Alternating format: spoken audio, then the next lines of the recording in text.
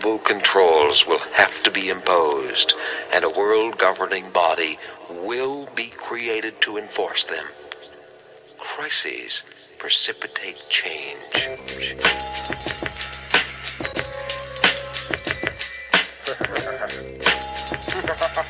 Secretly plotting your demise. I want to devise a...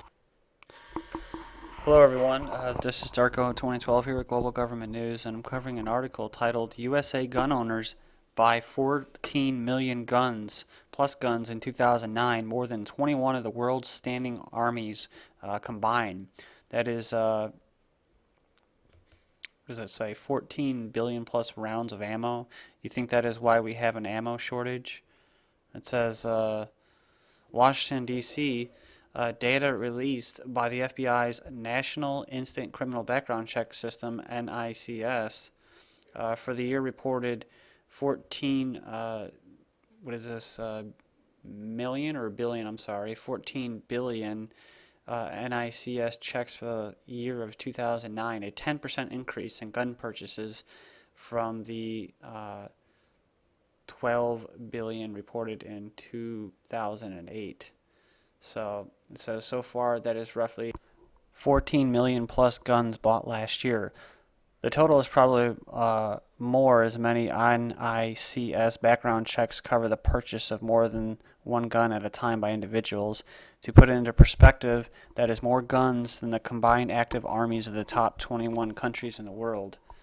And it says of the NICS background checks performed less than an average of 0.005% were denied, showing overwhelmingly that law-abiding citizens, American citizens, are the ones buying guns and that criminals are getting their guns elsewhere. And it says the billions of rounds of ammo, assuming that each gun buyer bought 1,000 rounds of ammo for each purchase, and you and I know that it is way more, says that that would be easily 14 plus billions rounds of ammo fired by USA gun owners. What percent of people were killed or injured by this ammo? It is just too infinitesimally small for me to calculate. Crime at record lows.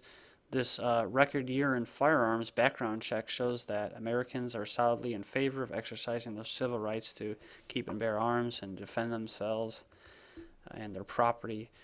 In a year where crime has reached an all-time record low, what is plainly clear is that more guns equal less crime. But of course, when that'll have people, rolling over in their graves. Some people, and some people, just their brains starting to swell and hurt when they hear that. But so there you go. Countries by numbers of troops, and says this is an evaluation of overall firearms and ammunition purchases based on low-end numbers per federal NIC InstaCheck database statistics. The numbers presented are only part of the overall numbers of arms and ammunition that have been sold. The actual numbers are much higher. And I guess the only thing I really wanted to comment on was that it's probably important to not just purchase a firearm, but also purchase ammo, because with the military in the past, year and a half, 2 years, they've been, they call it hoarding brass, where they no longer sell their expanded rounds and that to these companies. So these companies have a shortage, and it's more expensive then because they deplete the supply.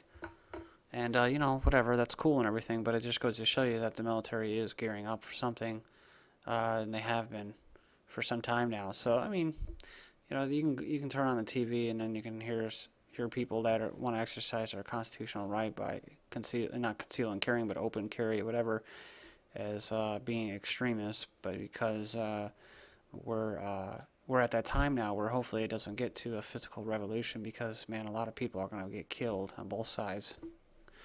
But you have to be a complete zombie, brain-dead zombie, to not realize what we're going into, what time period we're in right now, what type of atmosphere we're living in. Because You can see what's going on. You can, if you pay attention, you don't watch the mainstream news, and you track what these people are doing in Congress and that. They're trying to write bills. They're trying to make it harder for ammo to be available, and they're trying to make it harder for American citizens to keep their right to. It's not about, yeah, it's about forming militias, and then they're under the authority of the sheriff, right? Because the sheriff heads up the local militias, but it's not even just that. I mean, and you have the constitutional right. I mean, yeah, you can say it's we're gonna quote succeed from the union. I'm not condoning that or saying that we need to do that, because just to stay clear of that for right now, I just want to say that you can, if it comes down to it. I mean, if the federal government or does not hear our grievances, then yes, according to the Constitution and the Bill of Rights and our Declaration of Independence, we have every freaking right to bear arms, form up militias, and get our freaking country back. So, if the time comes, then it comes. But just be prepared and keep your eyes open, and don't let the propaganda scare you or make you feel like a terrorist, because you have Homeland Security teaching their federal agents, that the first terrorists were our forefathers. So, I mean, this is if they're gonna play the games, then let them go and play their stupid little games, and they'll rewrite history, and here we are, 200 plus years later, and we don't have our country really. Our country is gone. It's not in our control, and we don't have any control over it. You can try to vote these people out, but good luck with that. I mean, our biggest enemy really is ourselves, and so this is why I make these videos, is so that hopefully people will start thinking for themselves and start becoming as independent as possible, and trying to prepare, not in a fear-mongering way, but just to think down the road, and wake up and try to see that the economy, for the most part, is not going to get better as long as the Federal Reserve, our congressmen, and our president keep spending. As long as they keep spending billions and trillions of dollars, and as long as they maintain their empire overseas with all these bases and these wars, and yeah, then this shit's gonna hit the fan. I mean, you don't have to be a Nostradamus, or you don't have to be a conspiracy theorist to see that. You just have to have your eyes open. So yeah, I mean, they're right. I purchased my firearm in, what was it, the spring of '09. So while everybody else was doing the same thing, I was too, and it didn't really have much to do with Obama. I'm sure there was a good number of people that felt that way. Oh, Obama's in, better go get your guns. But I think it was more as just people realizing what was going on with the whole bailout that they had. And then right after that, you had the National Emergency Centers Act pass, which basically made military installations into basically FEMA camps. And then along with that, you had the Boy Scouts and Girl Scouts merging with Homeland Security. And then you had, that was right around the time that the military started to discontinue selling brass to weapons or ammo manufacturers. And so they're definitely gearing up. And then they had the stimulus pass that fall. And of course, you had the H1N1 virus go, and then you had scientists, scientists saying that everything points towards that thing being made in a lab.